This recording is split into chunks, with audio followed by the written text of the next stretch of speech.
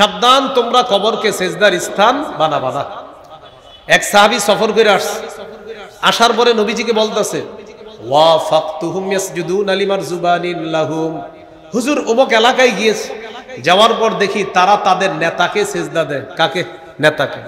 তো নবীজি বললেন, এখন তুমি কি বলতে চাও? হুজুর আমি সাহাবীদেরকে নিয়ে আসছি, আমার দলবল নিয়ে আসছি, আপনারে সেজদা দিব। নাউজুবিল্লাহ পড়েন। কেন? আপনার চেয়ে বড় নেতা তো দুনিয়াতে নাই। ওই নেতারে যদি মানুষ সেজদা দিতে পারে তাহলে সেজদা পাওয়ার যোগ্য বেশি আপনি। যুক্তি ঠিক ছিল, কারণ আমাদের নবীর চেয়ে শ্রেষ্ঠ নেতা আসে নাই, আসবেও না। নবীজি বললেন, সাবধান সাবধান, আরাআইতা লাউ মাররতা বিকবরি আকুনতা তাসজুদু লাহ। আচ্ছা, আমি ইন্তেকালের পর আমার কবরের সামনে দিয়ে যখন অতিক্রম করবা, আমার কবর কি সেজদা করবা? নবীজি বলতেছিলেন। এই কথা বলার পর বললেন, আমি যে দুনিয়াতে আসি আমাকে যেমনি ভাবে সেজদা করবা না, এটা হারাম। আমি ইন্তেকালের পর আমার কবরের সামনেও সেজদা করবা না, আমার কবরকে সেজদা করবা না।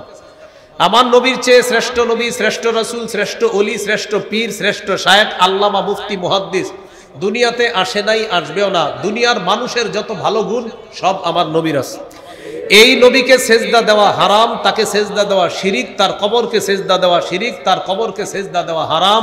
অতএব দুনিয়ার অন্য কোনো আল্লাহর ওলি, পীর, মাশায়েখ, গাউস, কুতুব, পীর, আল্লামা, শাইখুল হাদিসের কবরকে সেজদা দেওয়া কোটিবার হারাম। এটা হারামই থাকবে।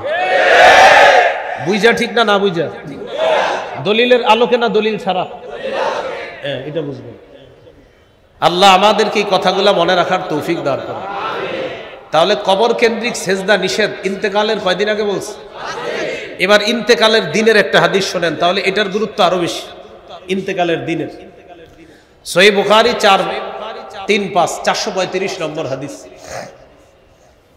এই হাদিসের মধ্যে আসছে, লাম্মা নুজিলা বিরাসূলিল্লাহি সাল্লাল্লাহু আলাইহি ওয়াসাল্লাম তাফিকা ইয়াতরাহু খামিসাতান আলা ওয়াজহিহি।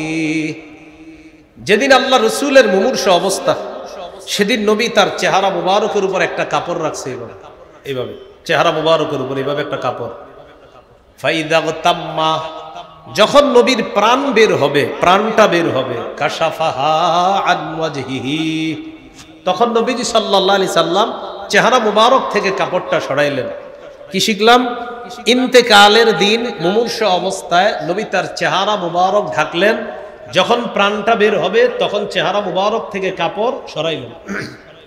সরানোর পর বললেন, লানাতুল্লাহি আলাল ইয়াহুদি ওয়ান নাসারা, ইহুদিদের উপর আল্লাহর অভিশাপ, খ্রিস্টানদের উপর আল্লাহর অভিশাপ। ইত্তাখাযু কুবুর আমবিয়াইহিম মাসাজিদা, ইহুদি খ্রিস্টানরা তাদের নবীদের কবরকে সেজদার স্থান বানিয়েছে। ইউহাদ্দিরু মা সানাউ, আমাদের নবী সতর্ক করে দিচ্ছে, সাবধান উম্মত, আমি ইন্তেকালের পর আমার কবরকে সেজদার স্থান বানিও না। অতীতে ইহুদিরা নবীর কবরকে সেজদার স্থান বানিয়েছে, খ্রিস্টানরা নবীর কবরকে সেজদার স্থান বানিয়েছে, তোমরা কিন্তু কবরকে সেজদার স্থান বানাবা না। ভাইয়ারা, আপনাদের হাত পা ধরে বলি, আল্লাহর ওলিকে অবশ্যই সম্মান করব, আল্লাহর ওলির কবর, তার কবর আমরা অবশ্যই জিয়ারত করব, কিন্তু সেটাকে কেন্দ্র করে শিরিক যদি করি, তাহলে এই শিরিক করাটা, এটা করা, এক তো আল্লাহর সাথে শিরিক করে জাহান্নামী হলেন, দুই যারা বলেন যে নবীরে ভালোবাসি আবার অপর দিয়ে শিরিক করেন, এটা রসুলকে ভালোবাসা না, বরং এটা আল্লাহ রসুলের সাথে দুশ্মনী করা। তার নবীজি নিষেধ করে গেছে। এবার আমার সাথে বলেন, বলেন কবরকে কেন্দ্র করে দলিলের আলোকে মেলা বসানো নিষেধ। কবরকে কেন্দ্র করে কি বসানো নিষেধ? আবু দাউদ 2042 নম্বর হাদিস। আবু দাউদ 2042। সমস্ত আল্লাহর ওলির কবরের সামনে এত এই সুন্দর সুন্দর হাদিসগুলা লিখে রাখা দরকার। মাশাআল্লাহ, অনেক আল্লাহর ওলির কবরের সামনে আমি দেখি লেখা আছে যে কবরকে সেজদা করা যাবে না, কবর কেন্দ্রিক মেলা বসানো যাবে না। সাথে সাথে লেখা দেওয়া দরকার, বুখারী 427 নম্বর, সহিহ মুসলিম 532 নম্বর, বুখারী 435 নম্বর, সূরা লোকমান 13 নম্বর আয়াত, সূরা মাইদা 72 নম্বর আয়াত, সূরা নিসা 48 নম্বর আয়াত, কবর কেন্দ্রিক মেলা বসানো নিষেধ, আবু দাউদ 2042 নম্বর হাদিস। এইগুলা লিখে দিলে তখন মুসলমানরা আর ওই জাতীয় কুসংস্কারগুলা করবে না। অন্তত কিছু মুসলমান লেখাগুলা দেখে নবীর হাদিসের প্রতি মোহাব্বত থাকলে আশা করি তারা এই গর্হিত কাজ থেকে ফিরে আসবে। লিখে দিত। আবু দাউদের 2042 নম্বর হাদিসে রাসূল সাল্লাল্লাহু আলাইহি সাল্লাম বলেন, লা তাজআলু বুয়ুতাকুম কুবুরা, তোমরা তোমাদের ঘরগুলাকে কবর বানাও না। ওয়ালা তাজআলু কবরি ঈদা, আর আমার কবরকে কেন্দ্র করে মেলা বসাবা না। নবীজি বললেন, তোমরা তোমাদের ঘরগুলাকে কবর বানাও না। ঘর কবর হয় কিভাবে? যেই ঘরে আল্লাহর জিকির না হয়, যে ঘরে কোরআন তেলাওয়াত না হয়, নফল নামাজ না হয়, এই ঘর কবরের মতো হয়ে যায়। শেষে নবী বললেন, ওয়ালা তাজআলু কবরি ঈদা, আমার কবরকে কেন্দ্র করে মেলা বসাবা না, উৎসব বসাবা না। দেখেন আল্লাহ রাসূল সাল্লাল্লাহু আলাইহি সাল্লাম যেখানে আছেন, এটার চেয়ে শ্রেষ্ঠ পৃথিবীতে আর কিছু নাই। সেখানে কেন্দ্র করে মেলা বসানো নিষেধ। অতএব অন্য কোনো আল্লাহর ওলির কবরকে কেন্দ্র করে মেলা বসানো কি? জোরে বলেন কি? নিষেধ। এই জন্য কথাগুলো মনে রাখবো। আরো 10 জনকে কথাগুলো পার্সোনালি বুঝাই দিবেন, ভাই এটা ঠিক না, এটা অন্যায়। আল্লাহ আমাদেরকে বুঝার তৌফিক দান করেন। তো নবীজি বললেন, আমারে যদি মহব্বত করো, সাল্লু আলাইয়া, আমার উপর বেশি বেশি দুরূদ পড়বা। ফাইন্না সালাতাকুম তাবলুগুনি হাইসু কুনতুম, তোমাদের দুরূদ তোমরা যেখান থেকে পাঠাও সেখান থেকে আমি নবীর কাছে সাথে সাথে পৌঁছে দেওয়া হয়। তাহলে আমরা দুরূদ পড়ব, কবর কেন্দ্রিক মেলা বসাবো না। আল্লাহ আমাদেরকে বুঝার তৌফিক দান করেন। এবার বলেন, কোন আল্লাহর ওলির কবরকে কেন্দ্র করে বলেন গানের আসর করা যাবে না, বাদ্যযন্ত্রের আসর বসানো যাবে না। কি বসানো যাবে না? বাদ্যযন্ত্রের আসর। সহিহ বুখারী 5590 নম্বর হাদিস। মাঝে মাঝে দেখবেন এরকম স্টেজে এক পাশে একদল বসে, এই পাশে আরেক দল বসবে। বসার পরে উনি একটা গান কয়, বলে এটা বুখারীতে আছে, আর উনি আবার বলে এটা মুসলিমে আছে। মানে হুদাই মেরে দিল আর কি, এটা বুখারীতে আছে, এটা মুসলিমে আছে। আবার বলতে বলতে বলে কি, গান যে হারাম, এটা মৌলবীরা কোথায় পেয়েছে? এই যে আমি দেখেন এখন কোথায় পেয়েছি বলতেছি, মৌলবীরা কোথায় পেয়েছে না, এই যে বলতেছি। সহিহ বুখারী 5590 নম্বর হাদিস। আবার সংসদে দাঁড়ায় বলে যে বুখারী, মুসলিম, নাসাই, আবু দাউদ, ইবনে মাজাহ, মেশকাত, সিয়াসিত্তার সব পড়ে ফেলছি, কোথাও পাই নাই গান হারাম। তো বুখারীর 5590 নম্বর হাদিসটা এটা কোথায়? হ্যাঁ? তো নবীজি সাল্লাল্লাহু আলাইহি সাল্লাম বলেন, লা ইয়াকুনান্না মিন উম্মতি আকওয়াম ইস্তাহিল্লুনা আল হিররা ওয়াল হারিরা ওয়াল খামরা ওয়াল মাআজিফা। নবী বলেন, আমার উম্মতের মধ্যে এমন একদল মানুষ হবে, ইস্তাহিল্লুনা আল হিররা, যারা রেশমের পোশাককে হালাল মনে করবে। ইস্তাহিল্লুনা আল হিররা ওয়াল হারিরা, যারা জিনাকে হালাল মনে করবে। ওয়াল হারিরা, রেশমের পোশাককে হালাল মনে করবে। ওয়াল খামরা, মদকে তারা হালাল মনে করবে। মদ দ্বারা উদ্দেশ্য যত মাদক দ্রব্য, ইয়াবা, বাবা, গাজা, হিরোইন, ফেন্সিডিল, আফিম, কানাডাডাই, মাস্তুদ, শ্যাম্পেন, ডাল ইত্যাদি, চিপায় চুপায় এখানে সেখানে সব মাদকের অন্তর্ভুক্ত।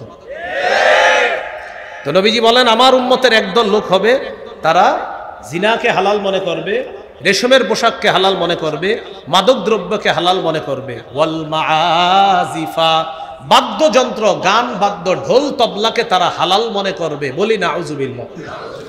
নবীজি বলছে হালাল মনে করবে, বলেন তো করবে না চলছে? এই যে বৈশা বলতেছে গান হারাম, এটা হুজুররা কই পায়? মানে ওনার কাছে গান হালাল। তাহলে প্রিয় ভাইয়ারা বলেন, গান যে বাদ্যযন্ত্র হারাম, এটা কি দলিল ছাড়া না দলিল সহ? আল্লাহ আমাদেরকে এই গর্হিত কাজ থেকে হেফাজত করেন। মনে আসেনি ইসলামে পরিপূর্ণ আসি কিনা? কয় আলামত? 3 নম্বর আলামত বিশুদ্ধ আকীদা। আকীদায় শিরিক থাকা যাবে না। আরেকটা হলো বেদাত থাকা যাবে না। সহিহ বুখারী 2697 নম্বর হাদিস। এই হাদিসের বর্ণনাকারী আয়েশা সিদ্দিকা রাদিয়াল্লাহু তাআলা আনহা তিনি বলেন, ক্বালা রাসূলুল্লাহ সাল্লাল্লাহু আলাইহি ওয়াসাল্লাম, মান আহদাসা ফি আমরিনা হাদা মা লাইসা ফিহি ফাহুয়া রাদ্দুন। নবী বলেন, আমাদের ইসলামী শরীয়তের মধ্যে আমি যে পূর্ণাঙ্গ শরীয়ত রেখে যাচ্ছি, এটার মধ্যে ইবাদতের নামে কেউ যদি নতুন কিছু আবিষ্কার করে, এটা বেদাত, এটা প্রত্যাখ্যান করা হবে। কেউ যদি ইসলামী শরীয়তের মধ্যে পূর্ণাঙ্গ শরীয়ত যেটা নবী রেখে গেছেন, এটার মধ্যে যদি ইবাদতের নামে নতুন কিছু আবিষ্কার করে, বলেন এটার নাম কি? বেদাত। বলেন এটার নাম কি? বেদাত, পরিত্যাজ্য, এটা গ্রহণযোগ্য না। হাদিসের একটা কিতাব আছে সহিহুত তারগিব, এই কিতাবের 54 নম্বর হাদিস। রাসূলুল্লাহ সাল্লাল্লাহু আলাইহি সাল্লাম বলেন, ইন্নাল্লাহা হাজাবাত তাওবাতা আন কুল্লি সাহিবি বিদআতিন হাত্তা ইয়াদআ বিদআতা। আল্লাহ তাআলা প্রত্যেক বেদাতির তওবা কবুল করেন না যতক্ষণ বেদাতি তার বেদাত নামক কর্মকাণ্ড ছেড়ে না দেয়, এটা থেকে যতক্ষণ সে ফিরে না আসে ততক্ষণ বেদাতির তওবা আল্লাহ কবুল করেন না। সহিহ বুখারীর বর্ণনা 6583 নম্বর হাদিস, 6584 নম্বর হাদিস। এই দুই হাদিস মিলিয়ে একটি হাদিস আমরা শুনবো। হাউজে কাউসার পানি পান করার ইচ্ছা সবার আছে না? রাসূলুল্লাহ সাল্লাল্লাহু আলাইহি সাল্লাম বলেন, আনা ফারাতুকুম আলাল হাউজ, কিয়ামতের ময়দানে আমি আগে আগে হাউজে কাউসারের পারে চলে যাব তোমাদেরকে পানি পান করানোর জন্য। মান মাররা আলাইয়া শারিবা ওয়া মান শারিবা লাম ইয়াজমা আবাদা। নবীজি বলেন, কেউ আমার সামনে দিয়ে অতিক্রম করবে সে কাউসারের পানি পান করবে, আর যে কাউসারের পানি পান করবে সে আর পিপাসার্ত হবে না। এবার কি বলে দেখেন, সুম্মা লা ইয়ারিদান্না আলাইয়া আকওয়াম আ'রিফুহুম ওয়া ইয়া'রিফুনানি। এরপর আমার সামনে এমন একদল মানুষ আসবে যাদেরকে আমি চিনি তারাও আমাকে চিনবে, একদল মানুষ আসবে যাদেরকে আমি চিনবো তারাও আমাকে চিনবে। এর মানে তারা আমার উম্মত, আমি তাদের নবী, তারা আমাকে চিনবে। তো নিয়ম অনুযায়ী আমি পানি পান করাবো। হঠাৎ দেখবো ইউহালু বাইনি ওয়া বাইনাহুম, আমার মাঝে আর তাদের মাঝে একটা প্রতিবন্ধকতা সৃষ্টি করা হয়েছে। দেখবো আমার মাঝে আর তাদের মাঝে একটা প্রতিবন্ধকতা সৃষ্টি করা হয়েছে। তো আমি আল্লাহ তাআলাকে বলবো, ইন্নাহুম মিন্নি, আল্লাহ তারা তো আমার অন্তর্ভুক্ত, তারা তো আমার উম্মতের অন্তর্ভুক্ত, তাদেরকে আমি পান করাবো না? আল্লাহ তাআলা বলবেন, ইন্নাকা লা তাদরি মা আহদাসু বা'দাক। হাবিব, আপনি জানেন না, আপনি দুনিয়া থেকে চলে আসার পর তারা ইসলামের মধ্যে নতুন নতুন কত বেদাত আবিষ্কার করেছে, এটা আপনি জানেন না। নবীজি যখন জানবে এরা বেদাতি, তখন বলবে, সুহকান সুহকান লিমান গায়্যারা বা'দি। আমি চলে আসার পর আমার পূর্ণাঙ্গ রেখে আসা ইসলামকে, ইসলামী শরীয়তের মধ্যে যে নতুন কিছু আবিষ্কার করছে, এটাকে যে পরিবর্তন করে দিয়েছে, দূর হও আমার সামনে থেকে, দূর হও, চেহারাটাও দেখতে চাই না। যিনি একটু আগে কাউসার পান করাতে চাইলেন তিনি এখন তার চেহারা দেখতে চায় না। আল্লাহ আমাদেরকে হেফাজত করেন। তাহলে প্রিয় ভাইয়ারা, বেদাতীদেরকে আল্লাহ রাসূল কাউসারের পানি পান করাবেন না। এবার আমার সাথে একটু বলেন, যে বেদাত করে, বলেন, অথবা কোন বেদাতীকে আশ্রয় প্রশ্রয় দেয়, এটা তিনবার বলেন, আশ্রয় প্রশ্রয় দেয়, তিনবার বলেন, এই পুরাটা বলেন। বেদাতীকে আশ্রয় প্রশ্রয় দেয়, বলেন, আবার বলেন, আবার বলেন, একদম পুরা এলাকার কমিটি টমিটি যা আছে সবাইরে শোনায় বলেন। হ্যাঁ, এবার থামেন। এই পুরা এলাকার মাইক দিয়ে শুনতেছে না ওয়াজগুলো? তো মাশাআল্লাহ, অনেক কমিটিরা শুনবে, অনেক আয়োজকরা শুনবে। কোন আয়োজক, কোন কমিটি যদি কোনো বেদাতীকে আশ্রয় দেয়, নিজে বেদাত করলো অথবা কোনো বেদাতীকে আশ্রয় দিল, তার উপর আল্লাহর অভিশাপ, ফেরেশতাদের অভিশাপ, সকল মানুষের অভিশাপ। কোন বেদাতীকে যদি আশ্রয় দেয়, আমি আবার বলছি, কোন বেদাতীকে, সহিহ বুখারী 3172 3172 নম্বর হাদিস, রাসূলুল্লাহ সাল্লাল্লাহু আলাইহি সাল্লাম বলেন, মান আহদাসা ফিহা হাদাসা আও আওয়া মুহদিসা। কেউ যদি নিজে বেদাত করে অথবা অন্য কোনো বেদাতীকে আশ্রয় প্রশ্রয় দেয়, তার উপর আল্লাহর অভিশাপ, ফেরেশতাদের অভিশাপ, সকল মানুষের অভিশাপ। আল্লাহ আমাদেরকে হেফাজত করেন। তাহলে ইসলামে পরিপূর্ণ আছি কিনা, কয় আলামত? 3 নাম্বারটা হলো বিশুদ্ধ আকীদা, আকীদায় শিরিক থাকা যাবে না, বেদাত থাকা যাবে না। 4 নাম্বার উত্তম চরিত্র। আপনি মাশাআল্লাহ আমাদের সামনে সুফি বুজুর্গ, কিন্তু ঘরে আপনার চরিত্র একদম খারাপ, আপনার বিবি আপনারা দেখতে পারে না, এরকম হলে কিন্তু চলবে না। আপনার চরিত্র সুন্দর হতে হবে। রাসূলুল্লাহ সাল্লাল্লাহু আলাইহি সাল্লাম বলেন, খায়রুকুম খায়রুকুম লিআহলিহি ওয়া আনা খায়রুকুম লিআহলি। তোমাদের মধ্যে সর্বোত্তম ওই ব্যক্তি যে তার বিবির কাছে উত্তম। আর শোনো, আমি এই পৃথিবীর মাঝে আমার বিবিদের কাছে সবচাইতে শ্রেষ্ঠ উত্তম চরিত্রের অধিকারী। বাইরে চরিত্র সুন্দর হওয়া, ভিতরেও চরিত্র আপনার সুন্দর হতে হবে, আখলাক সুন্দর হতে হবে। এ হলো 4 নাম্বার আলামত। 5 নাম্বার আলামত, লেনদেনে স্বচ্ছ থাকা। লেনদেনে কি থাকা? স্বচ্ছ থাকা। আগামী শুক্রবারে টাকা দেওয়ার কথা, একজনের টাকা পায় আপনার কাছে, আর আগামী শুক্রবার আসে না, এরকম যেন না হয়। সূরা মাইদার 1 নম্বর আয়াতে আল্লাহ তাআলা বলেন, ইয়া আইয়ুহাল্লাযীনা আমানু আউফু বিল উকুদ, হে ঈমানদারগণ তোমরা লেনদেন সঠিকভাবে পুরা করো, চুক্তিগুলা সঠিকভাবে সম্পাদন করো, চুক্তি সঠিকভাবে আদায় করো। সূরা বনী ইসরাঈলে আল্লাহ বলেছেন আউফু বিল আহদ, মানুষের সাথে যে অঙ্গীকার করো আপনার টাকাটা ওই তারিখে দিব, আউফু তোমরা অঙ্গীকার পুরা করো, আউফু পুরা করো, বিল আহদি অঙ্গীকার পুরা করো, লেনদেনে স্বচ্ছ থাকা। তাহলে সূরা বাকারা 208 নম্বর আয়াতে আল্লাহ তাআলা বললেন তোমরা ইসলামে পরিপূর্ণ প্রবেশ করো। বলেন তো পরিপূর্ণ প্রবেশ করেছি কিনা? কয় আলামত? 5 আলামত। 1 নাম্বার আত্মসমর্পণ করা, আল্লাহর সব আদেশ নিষেধগুলা মেনে নেওয়া।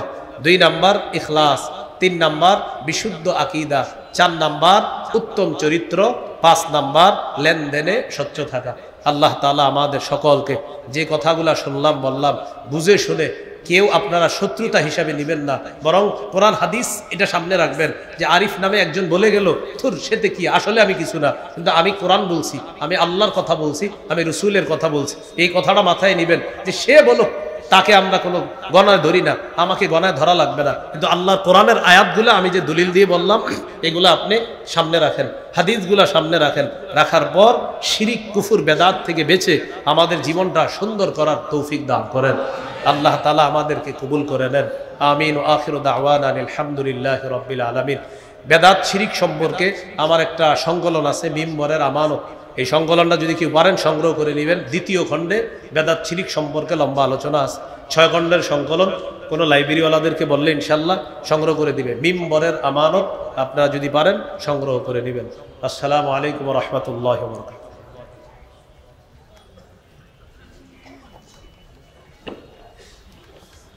জাযাকুমুল্লাহু হাসানাল জাযা, হাইয়াকুমুল্লাহ। আমরা সবাই বসি, অনেক